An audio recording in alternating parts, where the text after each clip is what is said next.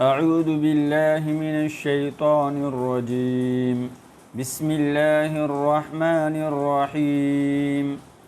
الرحمن علم القرآن خلق الإنسان علمه البيان الشمس والقمر بحسبان والنجم والشجر يسجدان والسماء